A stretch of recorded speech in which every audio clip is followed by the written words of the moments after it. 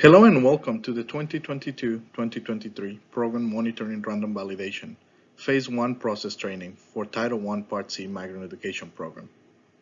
In this session, we will provide you with an overview of the Interstate and Interstate Coordination requirement. First of all, we want to share some things to keep in mind regarding this random validation process. Please note that documenting overall compliance for a program requirement may require several forms of documentation to be maintained locally and be available upon request by TEA and/or an auditor. Another thing to note is that to ensure overall compliance with program requirements, LEAs should refer to the program guide and/or other program-related resources that reference the multiple forms of documentation required to be maintained locally. In addition, keep in mind that the documentation requested for submission during the random validation process may not include all forms of documentation that are required to be maintained locally.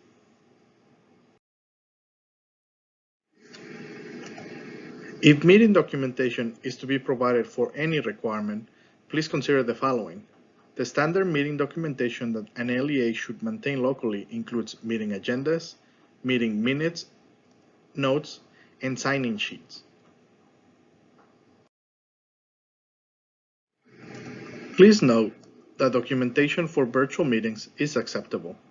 Given the increased use of virtual meeting environments, participant rosters that include the meeting title, meeting date, and stakeholder names and roles would be acceptable substitutes for the more traditional sign-in sheets.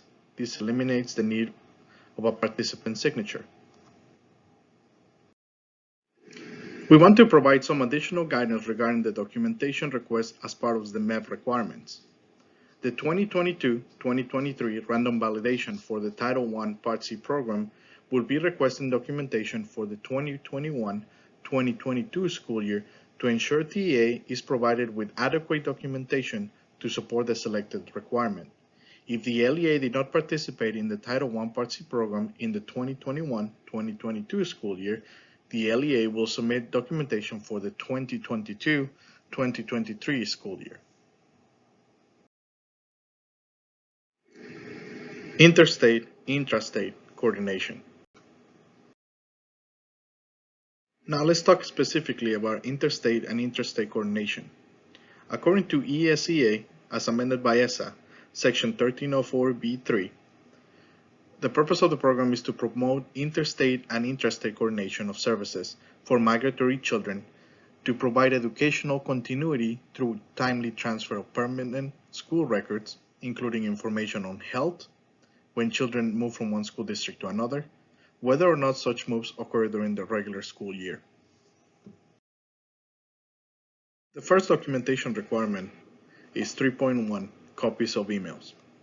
Acceptable documentation are copies of emails from the previous school year between the LEA, ESE, MEP staff, and the receiving or sending LEA or state. Again, the requirement documentation for 3.1 are copies of emails from the previous year between the LEA or the ESE MEP staff and the receiving or sending LEA or state. Issues that may result in an improvement needed status. Audible documentation requested was not submitted. Documentation submitted does not reference interstate or interstate coordination. Documentation requirement 3.2, copies of logs. Acceptable documentation, copies of logs from the previous school year that document communication between the LEA or ESE MEP staff and the receiving or sending LEA or state.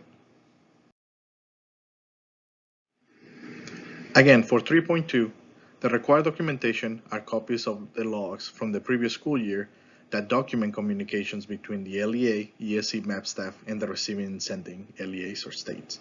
Issues that may result in an improvement needed status are audible documentation requested was not submitted, or documentation submitted does not reference interstate or interstate coordination.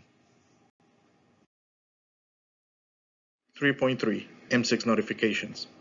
Acceptable documentation. sample of M6 notifications from the previous school year.